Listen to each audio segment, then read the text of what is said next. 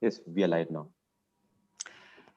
Good afternoon, everybody, and welcome once again to the International Human Fraternity Summit 2021. I'm Hadley Gamble, CNBC's anchor and Middle East correspondent, and I'd like to thank the Ministry of Tolerance for inviting me to moderate what looks to be a very, very interesting session. We're going to be talking about how human values help eliminate racism in society.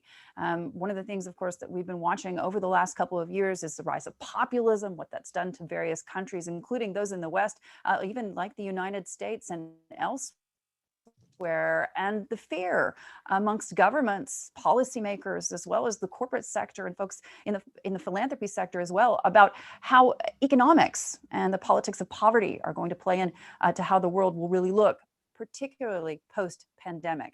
We're going to be talking about how human values can positively affect society and how that could pave the way to increasing morals and integrity among folks that we speak to. Now, I'd like to introduce Her Excellency Afra Mohammed Al Sabri. She's the General Director for the Ministry of Tolerance and Coexistence right here in the UAE, and she'd like to make a few remarks. Your Excellency, you have the floor.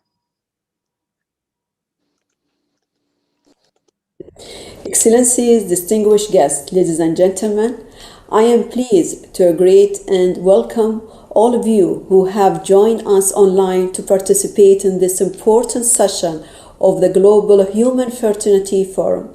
We are pleased that you will share with us your views on the importance of human values to shaping the future. The question that comes to my mind here today is this: how can we build a prosperous future while at the same time nature, inclusiveness, and brotherhood address ethical questions and ensure peace and sustainability? I believe we must reflect on our shared human values as we try to answer this question. We all share certain values that define our global civilization and can promote innovation for the common good. These values include commitment to something greater than oneself, acceptance of personal responsibility, respect and caring for others, and caring for other living things and the environment. These values are rooted in tolerance, coexistence, and human fraternity. Adherence to these values will help to deal humanely and effectively with the effects of future developments on the individual and their communities. Human ingenuity, compassion, and wisdom are needed to make the transition to the future more inclusive and less disruptive for everyone. This is why tolerance, human fraternity, and coexistence are so important for our future. We need to be concerned for the welfare of all human beings and to be willing to take action to see that everyone has a positive future to look forward to. Our visionary leaders advocate for the absolute necessity of integrating human values into the development and adoption of new technologies. They see this as a basic requirement to ensure that our humanity is promoted. Under their wise leadership, we act on the conviction that tolerance and human fraternity must shape the future. We promote research and continue dialogue about relationship between human values and future development and how to ensure those values are preserved. We regularly review and refine the laws and regulations needed to ensure technology does not outpace our ability to manage it. And currently, we are particularly interested in the role of the technology and tolerance in the post-COVID-19 world. My hope is that what we do today will help to raise awareness, the values of tolerance, human fraternity, and coexistence, into our plans for the future. We look forward to a future where successful economies around the globe incorporate human values and needs into how growth and progress is achieved. We need to ensure that preserve our humanity while we continue to innovate and build a future that is safe, prosperous, and tolerant for all. Thank you for your valuable contributions. Best wishes for all successful sessions.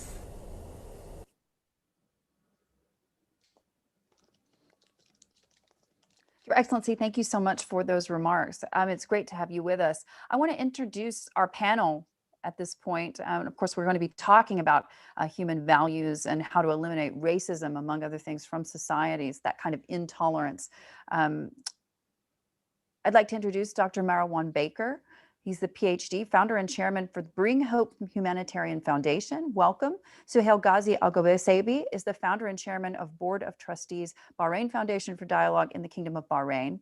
And Professor Azza Karam is the Secretary General of Religions for Peace, as well as Father Sousa. He's the Interim General Secretary for the World Council of Churches.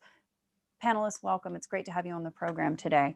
I want to kick off by asking you to give us a brief introduction, in the sense that we've seen so much disruption over the last 4 years, haven't we, in terms of populist governments, in terms of rioting, in terms of intolerance, and even hate speech from world leaders. But with the election of Joe Biden, it seemed as if even in the United States, there was a shift, a turning of the page for the kind of intolerance and frankly, disgust that many Americans felt for what was happening in Washington on both sides of the aisle. When you think about this with regards to turning the page a bit more globally, do you think that we're off to a better start in 2021 in spite of the backdrop of this global pandemic? Father Sousa, I'd like to start with you. Thank you so much. I don't know if it is a better start, but what I'm sure people are aware of these problems, and we together decide to face them.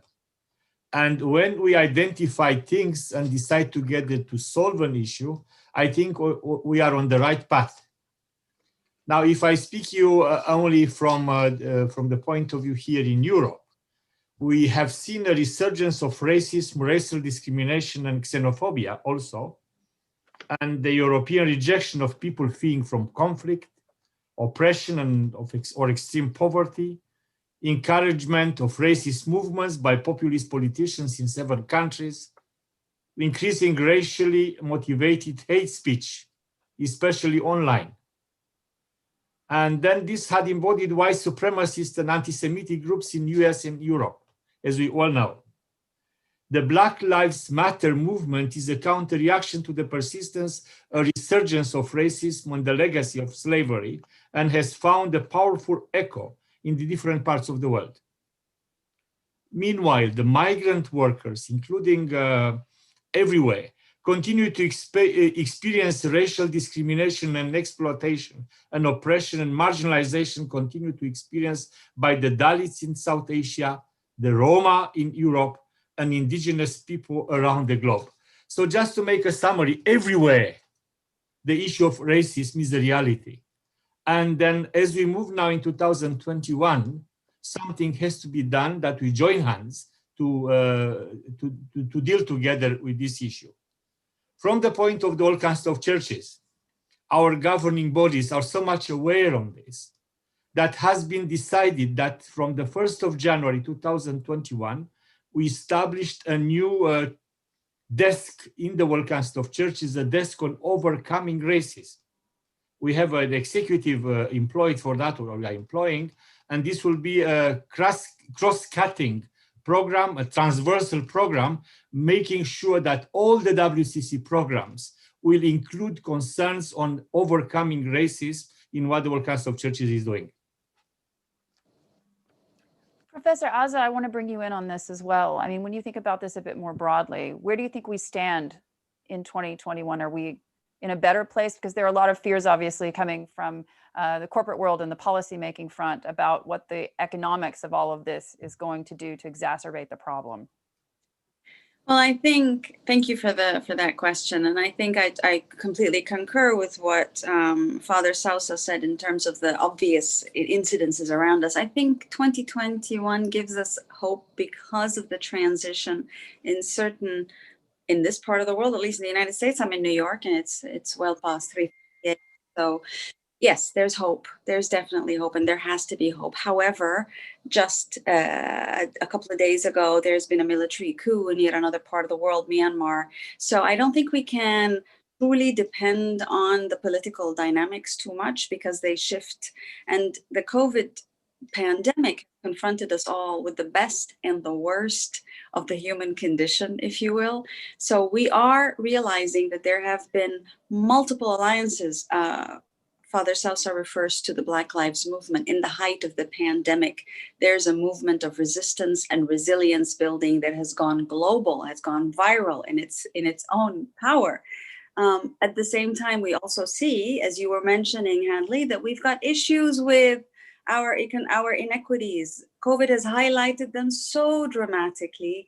And there's not a single part of the world that is actually safe from those inequities. In other words, we can see that even as we confront the pandemic, there will be those who have access to the potential protection from it, and those who will absolutely not. And unfortunately, those who will not have access to safety are far larger in numbers than those who will. So this is a dramatic reality that we're living in right now. Our inequities are massive and highlighted, and a pandemic is hitting us. And we are anticipating that this is not the beginning, that this is not the end, but there will be many more humanitarian crises. COVID has also taught us, as I can see from the context of Religions for Peace, which is the largest and oldest institution of all religious institutions, we are not rushing to work together, Hadley.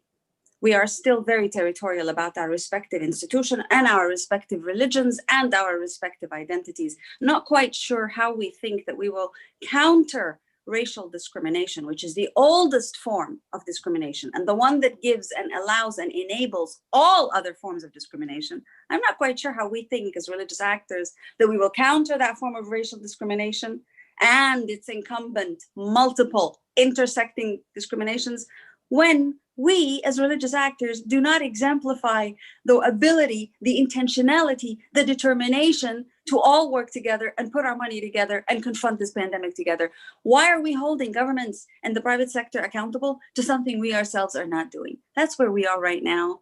And that is what I think we have to be very honest in owning, being self-critical about, and changing. We set up a fund, Religions for Peace set up a fund for multi-religious humanitarian action.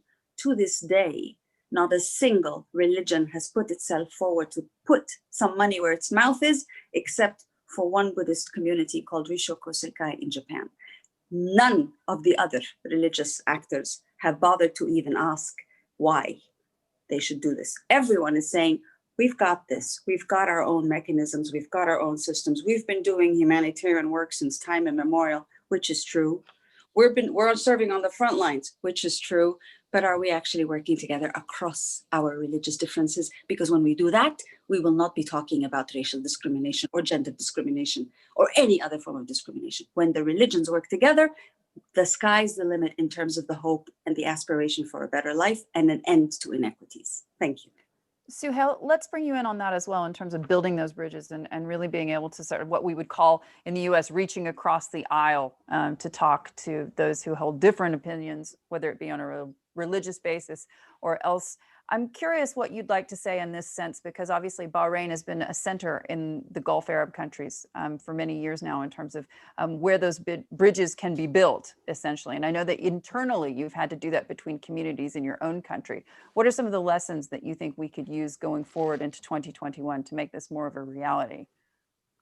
Thank you, Hadley, for that excellent question.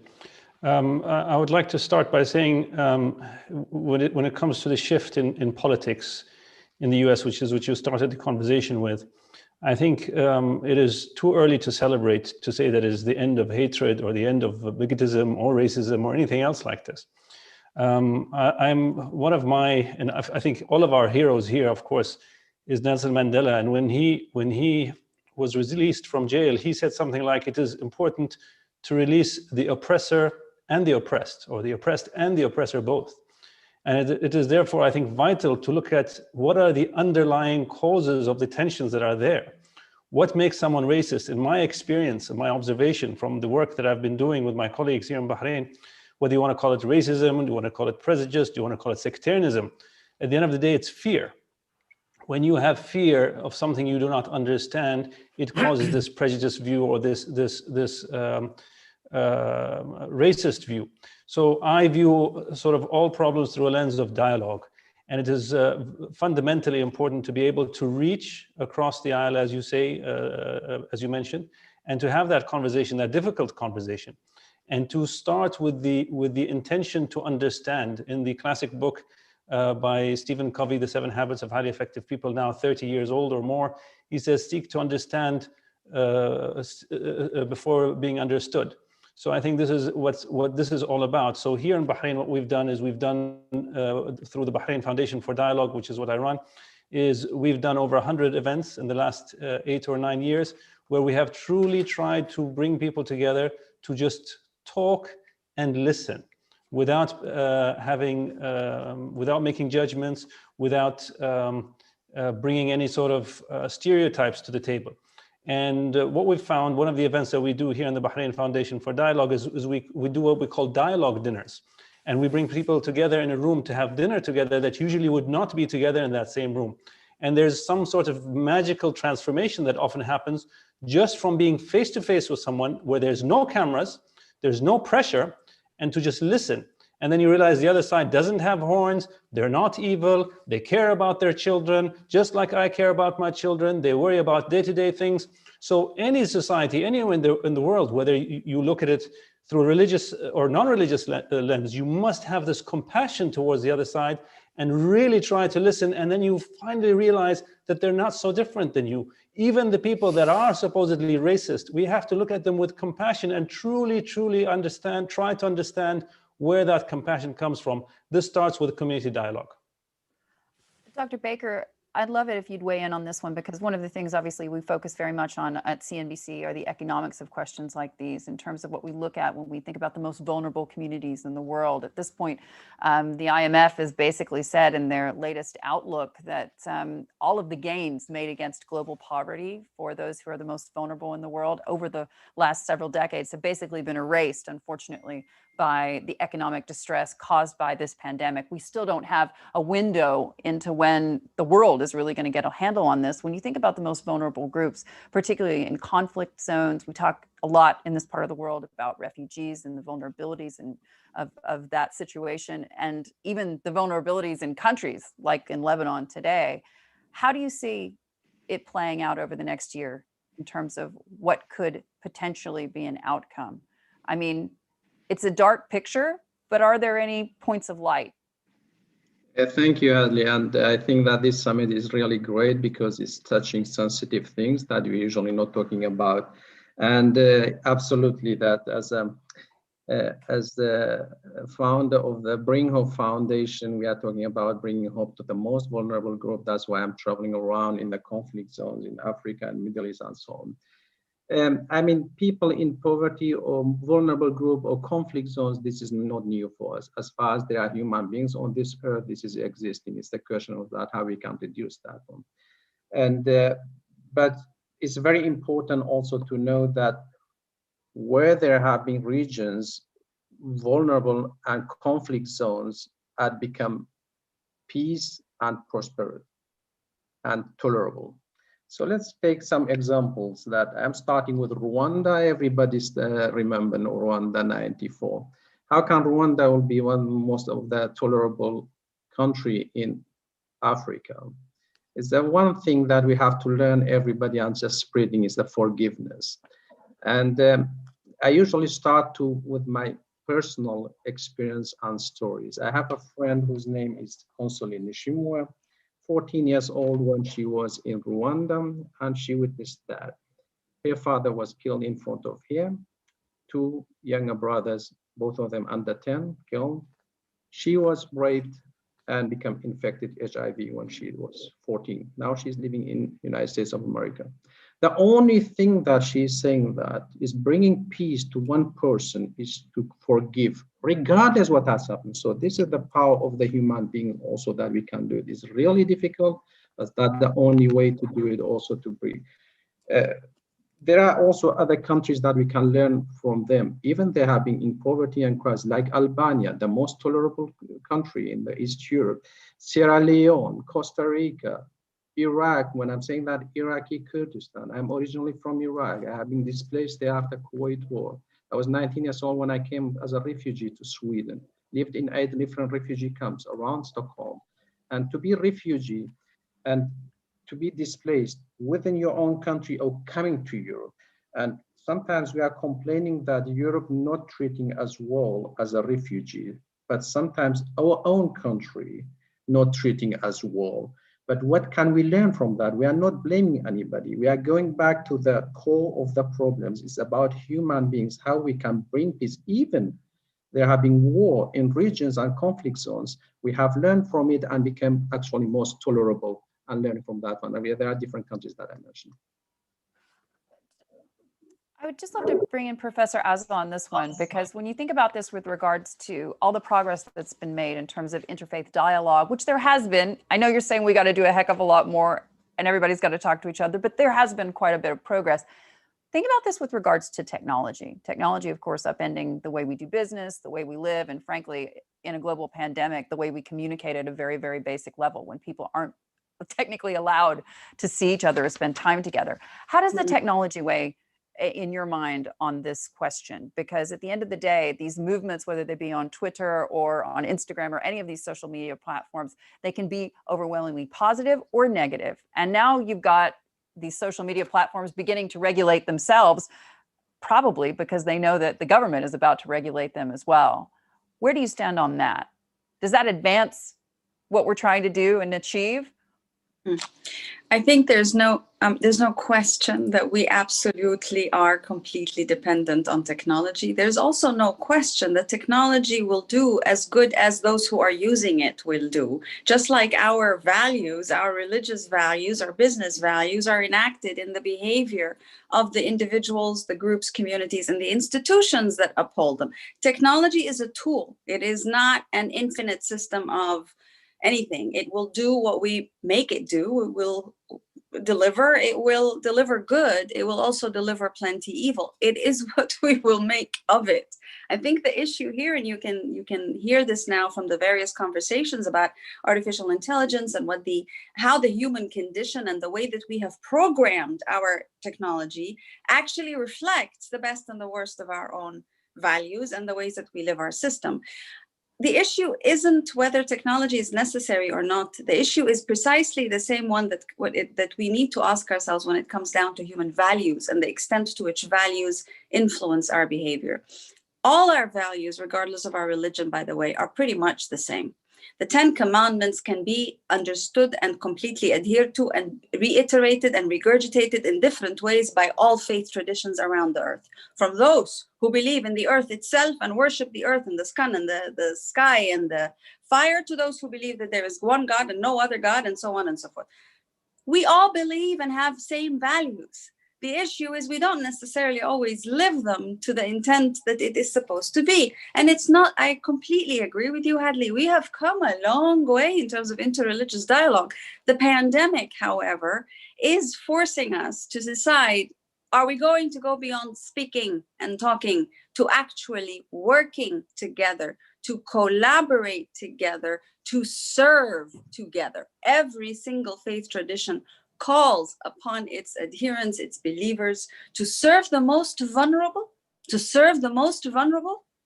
disregard that vulnerable person's and living being, particular identity, gender, religion, race, ethnicity.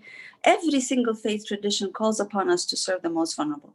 If we use that as the background to the way that we're using technology today, when we are, as you correctly said, almost completely dependent on it now, to be able to see one another, to speak to one another, are we using technology the way we are living our values?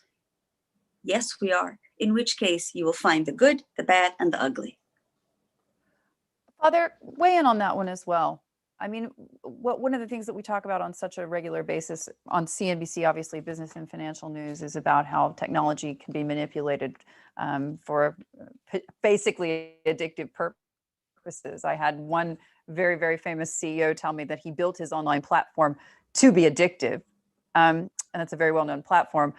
One wonders, when we think about this with regards to what we're trying to achieve, how far these tools can really be utilized to make it a reality.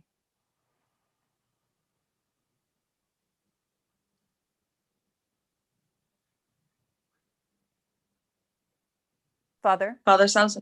Sorry, I didn't understand that. It's Sauka, my name. That's why sometimes. Okay, so apologies. From our experience, if I tell you from what experience in the all kinds of churches, as religious people, we very much insist on the importance of community coming together. So technology is helpful in that. Yeah, at least in the short time. It's not possible to be personal, so we need technology. Now, how technology is used to go in the line of Professor Karam is the same. Yes, technology is very much depends on people who are using it. What kind of values are conveyed through technology. So that is very important what we are doing with technology, or what kind of values. So of course, technology can be also manipulated, and we can see also from the perspective of all kinds of churches. There are so many people spreading all kinds of fake news using the social media. And we have daily to counteract and say, no, this is not true. And how can we convince people? We cannot convince otherwise, but coming together and having dialogue. Dialogue is the most important. The way we are having the dialogue now, to speak face to face, to share our values, and then this is what convinces our people. Now, this is interreligious dialogue or cooperation and meeting. But I tell you one thing, that we have to deal with people within our own communities. So dialogue is also important to start also within our communities. Because if you take the issue of white supremacists and apartheid, this came from within our communities. And I don't have to go to ask another one what they think about apartheid or white supremacists. I have to go to my own Christian communities and say, it's wrong. This is not the values that we are promoting. And then we have to counteract ourselves now through mass media. And the last point, what I learned also using technology and during this year of pandemic. As never before, now I hear people saying also in Christian communities, we are one family. We are all sisters and brothers. We belong to one humanity.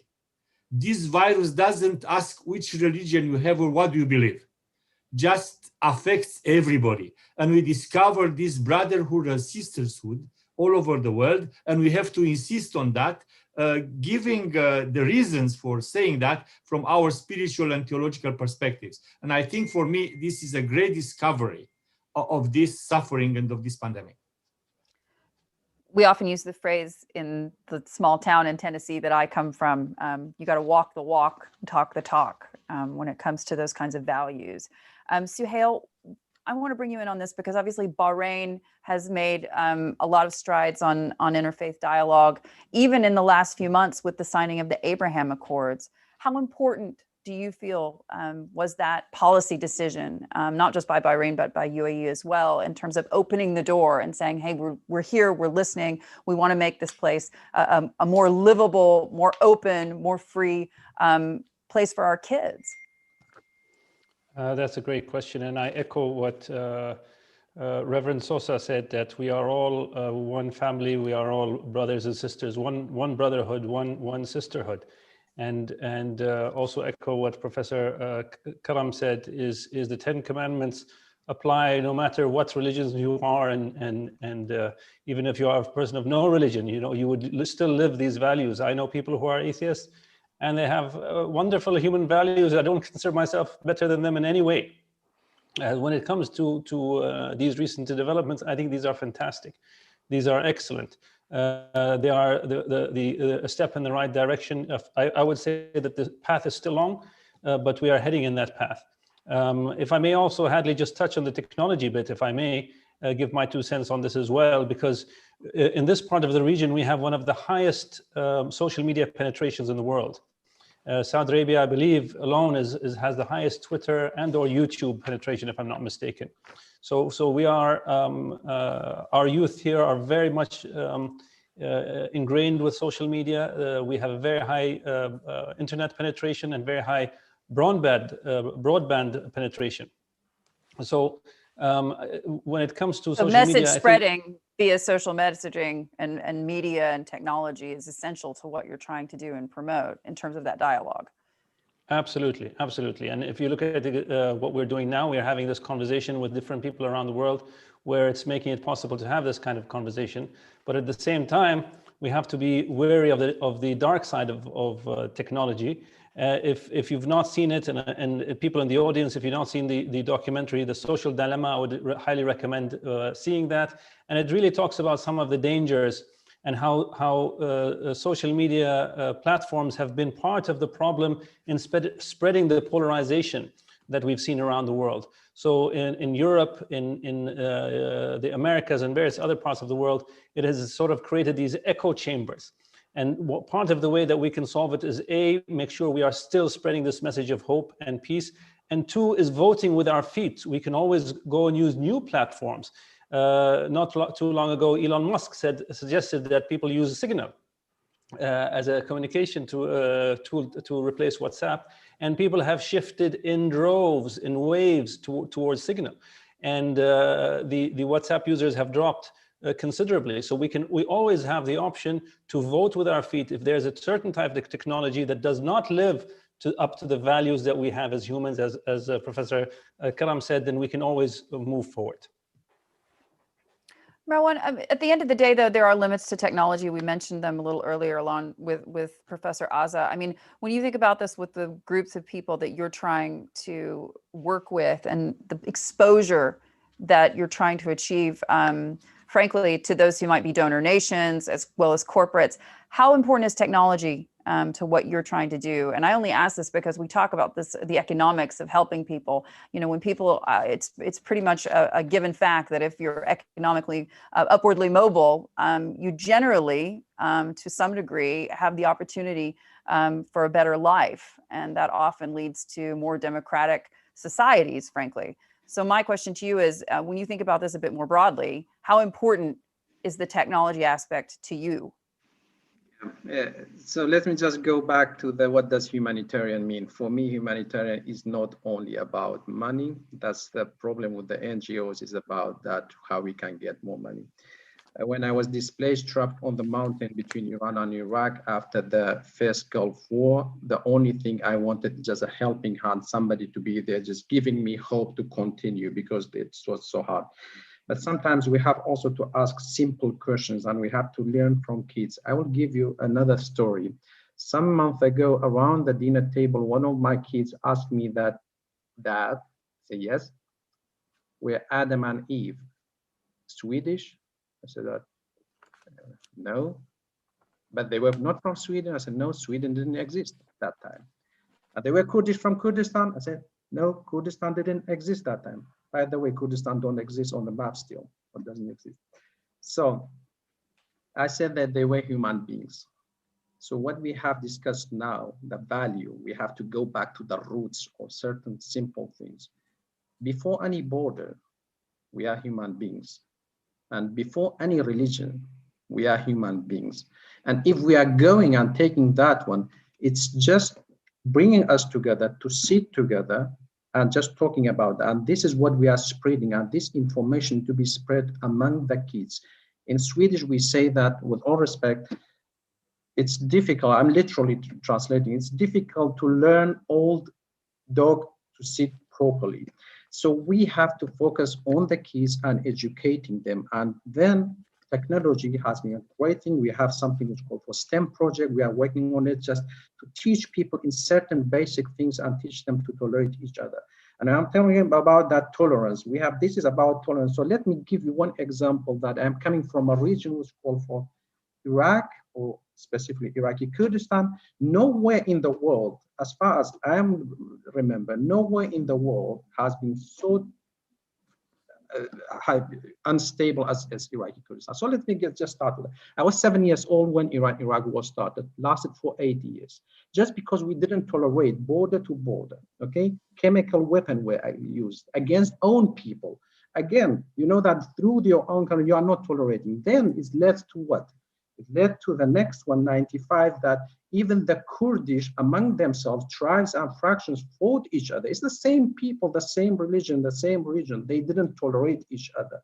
And then going to the second Gulf War. The second war goes through 2003 and 2005. It was a sectarian people. I mean, you know, that it's the same language, the same culture, the same religion. Are Shia Muslim? They are killing each other. Why? And then going further, under the name Islam, ISIS coming in 2014 killing, and more than 60 to 70% they killed under the name of Islam were Muslims.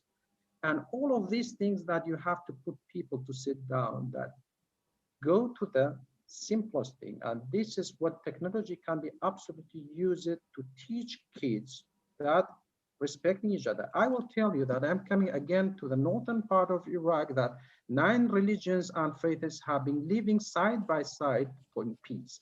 This region became a safe haven for 2 million refugees. So 5 million Kurds without any state, without any economy, opened the door. I was in the European Parliament. I gave a presentation 2016 when the entire Europe was that culture of fear, the refugees came. There were not even 2 million refugees for 500 million West Europe, with the world's largest economy, created that. I was standing there giving presentation to the members. What's that? Oh yeah, refugees. I said, I was refugee. I am standing here. I was refugee for 3 years in Sweden. We are not dangerous. We are human beings. Take them as a resource than spreading hatred. All of this hatred is a man-made. It's baseless. You know that sometimes. And it's not even factual. I mean, I can't tell you how many stories that we did on CNBC about how refugees were actually good for economies. So really, the whole fear level from the base up was baseless. I will tell you one thing, that if all the refugees, or now those who have come in, foreigners into Sweden, send them back, expelling, so we are talking about 1 million. Sweden is one of the best countries in the world, I tell you. Then the Swedish will have problem that they will not have. They are losing 80% of the workers who are working with the old people and taking care of the grandfathers and grandmothers. So simple it is. So you have to be little going back as respecting your own family and see all of these benefits from, because we are in the end, we are human beings. That's what I want to say.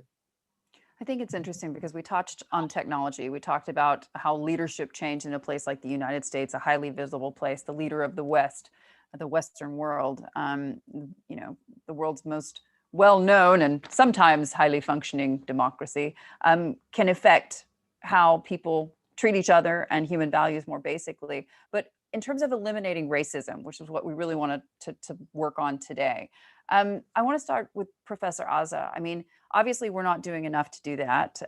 We've seen the Black Lives Matter protests. We saw what happened on Capitol Hill not too long ago. Now we have a different person in the White House, but this has to be a much bigger conversation. I mean, what do you think beyond technology needs to be done at this point? I mean, you can't really legislate values at the end of the day, even in a democracy. In principle, all our legislation is based on our common values, and therefore those of us who work in or used to work in the spheres of activism always mention and uphold human rights, because it's supposed to be based on the values common to all traditions, cultures, and institutions. However, the reality is that, as I said in the very beginning when we were talking, Hadley, I think the only way you can counter this, the racist condition, human condition, which I believe is part and parcel of who we are as humanity. I believe religions came and are there in order to help us correct the course of some of our most base tendencies, which are not always the nicest tendencies in the world. So religion came to say, well, you might want to consider, you know, correct course on a few things here, the 10 Commandments, so that you can actually live a more decent, giving life.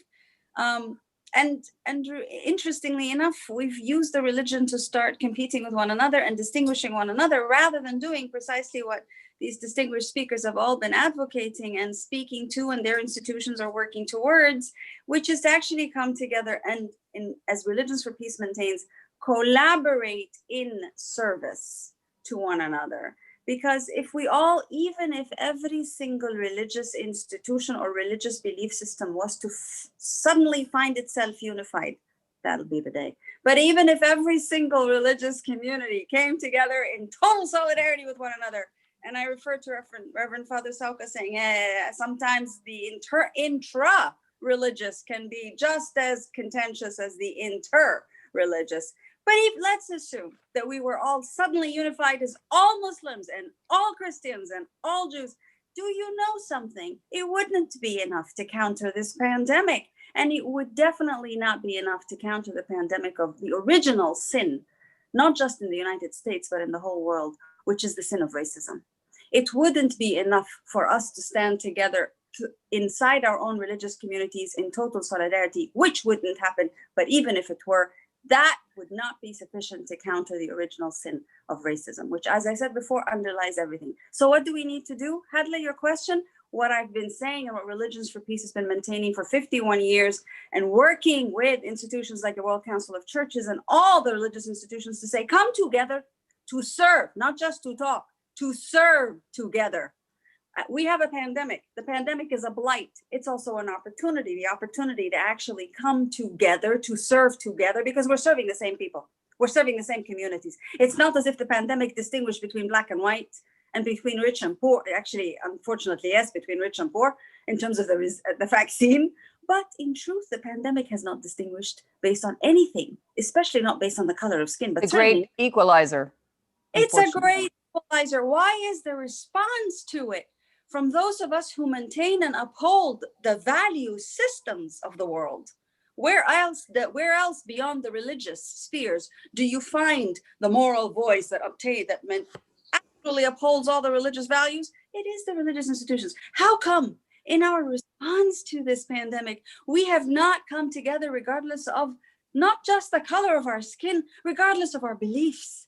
It doesn't matter what we believe or how we believe. What matters is that we believe that we are human beings here in this earth and world. How have we come together? How many programs and initiatives can we point to? Do you know, Hadley, if I may be allowed to ask you, how many initiatives have you heard of that are multi-religious in nature targeting the global pandemic? Name one.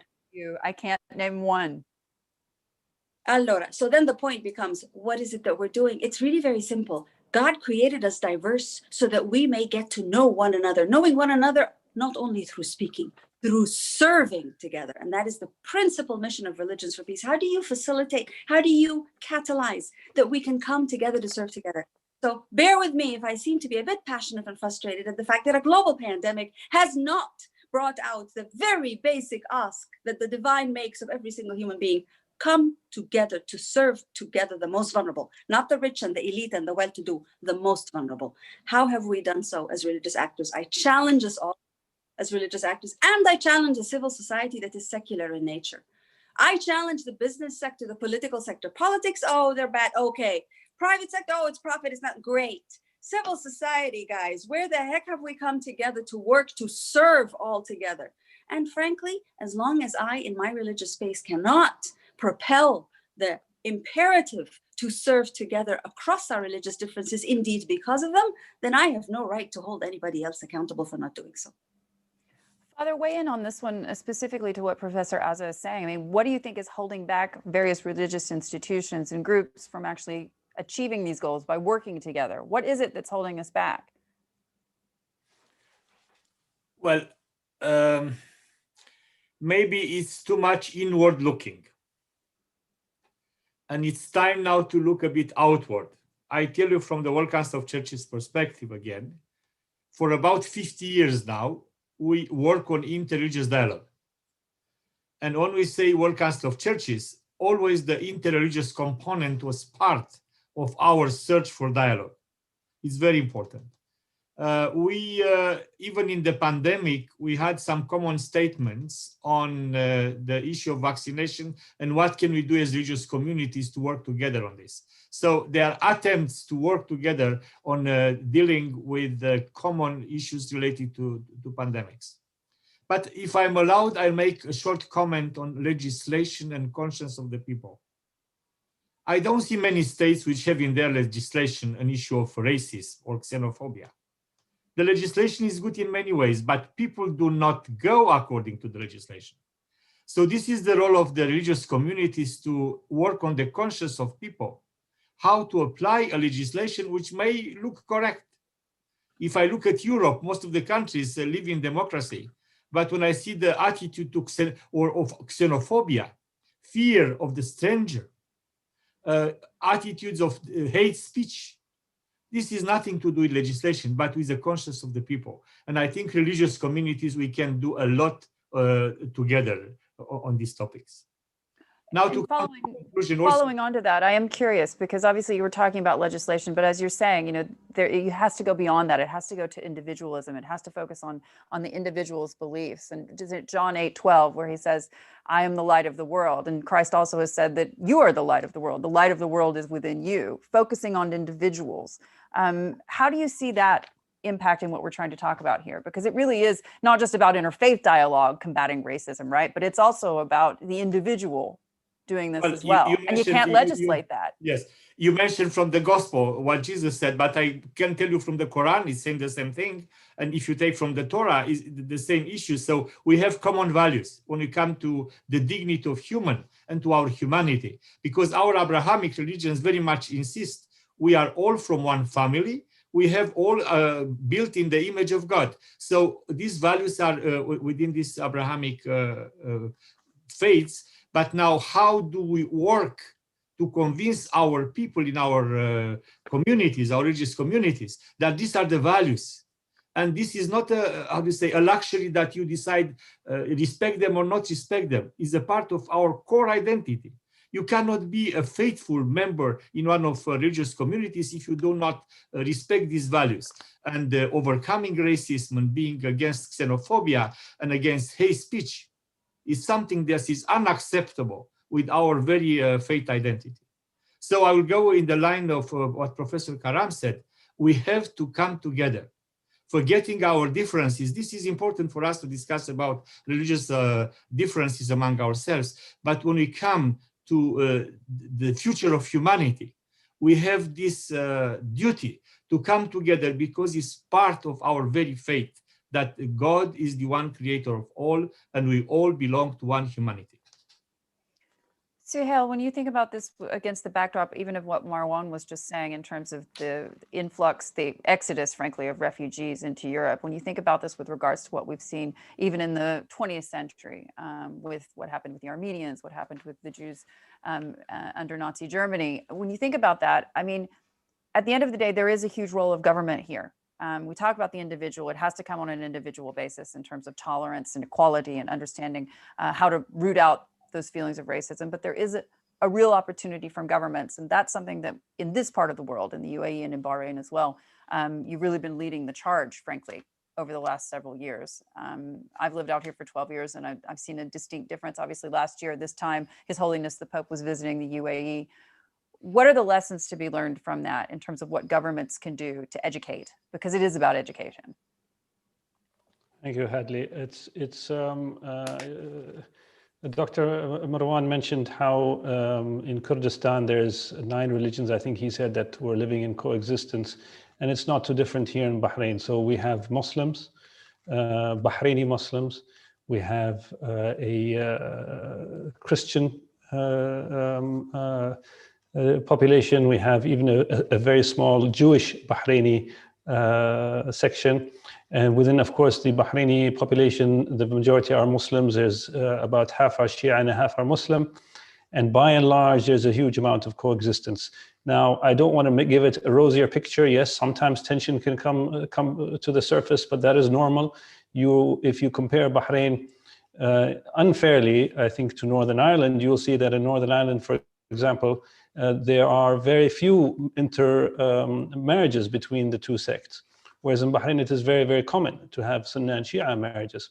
We do not have Sunni schools and Shia schools.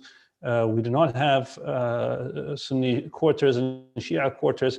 we are, I think, in the region, a shining example. Also, we have a very large expatriate community. And so we have a Hindu temple. Of leadership, and frankly, what Professor Azza has said many times, which is the need and lack of communication and collaboration amongst these religious groups. I think unmute.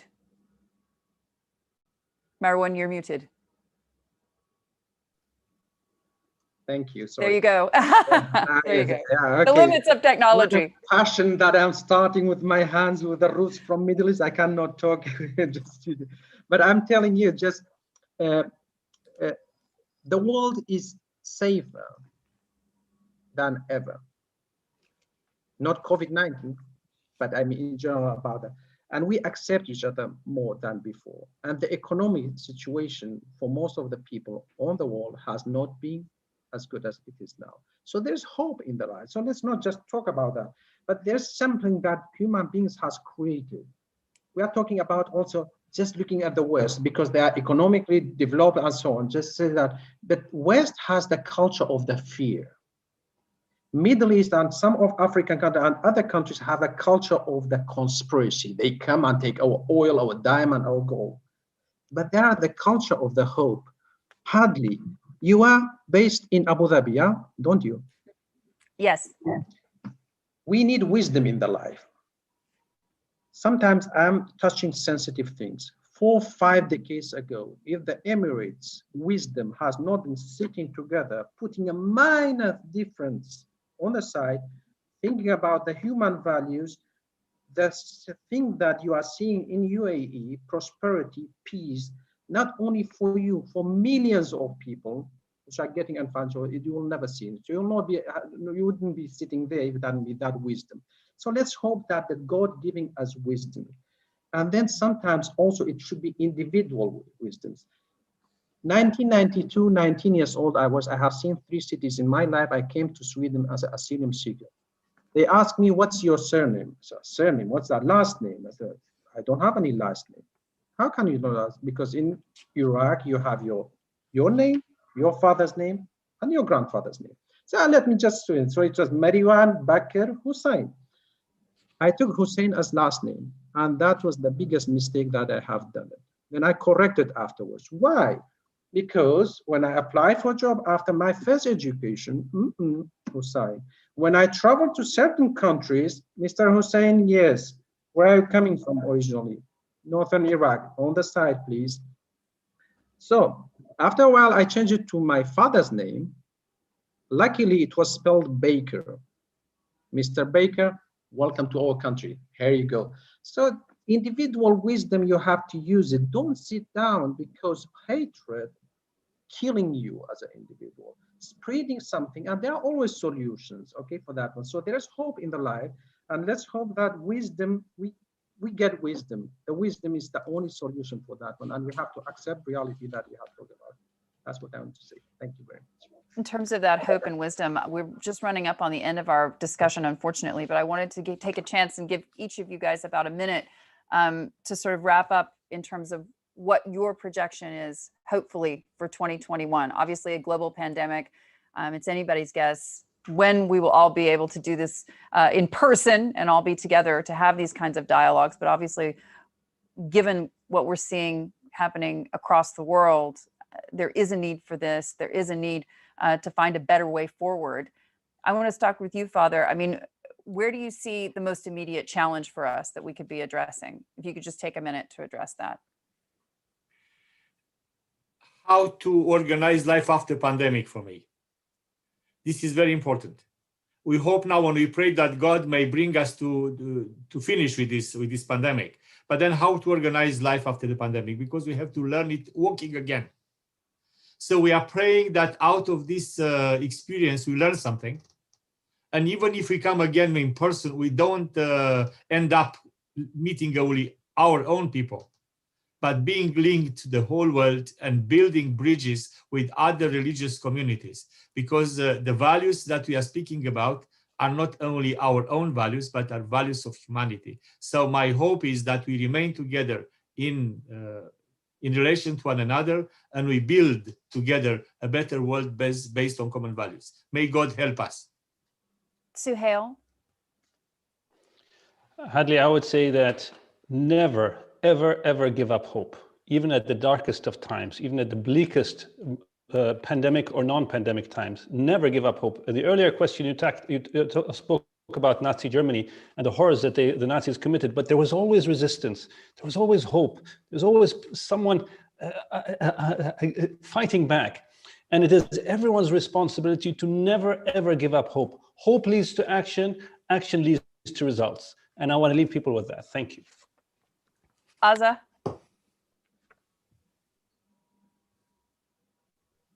Thank you, Hadley, and thank you to this distinguished group. I've learned so much listening to all of you, and I think your questions are absolutely brilliant, Hadley. My hope, where I have found hope, I was telling you that I was finding it a struggle to get the religious community to come together and serve together. The youth in the religious communities around the world are showing me on a day-to-day basis that the will to work together and be creative and innovative and amazing and giving of themselves, their time, their energy, their commitment, the young people from all across the different religions are the forward people. They're the motors of that future that we're actually trying to engineer. The young are literally the hope for that future because they have that determination and that ability to work together. Some of them are not necessarily doing a very fine job of that, but so many of them are. That's where I'm looking, and that's where I'm pinning the heart. My heart of hope is on those young people that continue to teach. Marwan, before we let you go, what do you see as the challenge for 2021 to move the dial forward?